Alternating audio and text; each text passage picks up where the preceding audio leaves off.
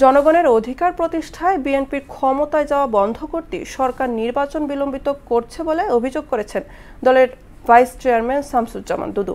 এ সময় সুনির্দিষ্ট নির্বাচনী রোডম্যাপ ঘোষণার দাবি জানান বিএনপি নেতারা।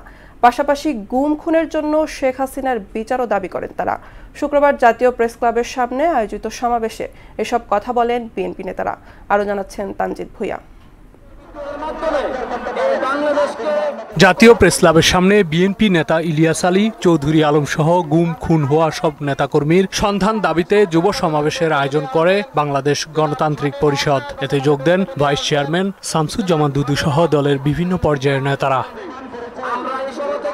গত 17 বছরের গুম খুনের বিচার দাবি করে দ্রুত নির্বাচনী রোডম্যাপ ঘোষণার আহ্বান জানান বিএনপির কেন্দ্রীয় নেতারা।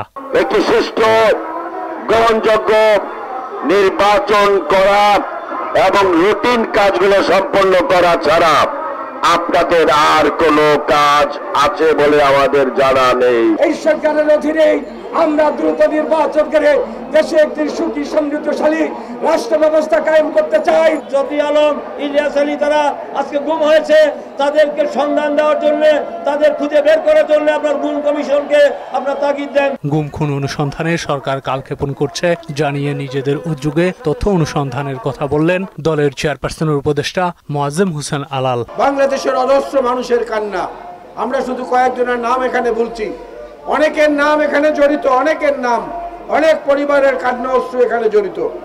সুতরাং আমাদের দায়িত্ব রয়েছে এই ব্যাপারে অনুসন্ধানী কার্যক্রম পরিচালনা করা।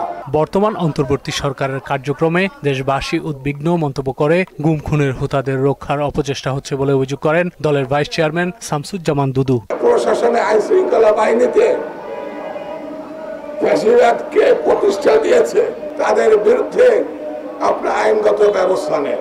অন্য ফ্যাসিবাদের যদি উদ্ভব ঘটে তাদের তাড়ানো বাংলাদেশের মানুষের ওয়ান্টুর ব্যাপার। এ সময় নির্বাচনের রোডম্যাপ দিয়ে দেশের জনগণের সরকার প্রতিষ্ঠার আহ্বান জানান বিএনপির এই শীর্ষ নেতা। একটি নির্বাচিত সরকার প্রতিষ্ঠা করার জন্য অনতিবিলম্বে একটি রোডম্যাপ ঘোষণা করেন। তানজিদ ভুঁইয়া, মোহনা সংবাদ, ঢাকা।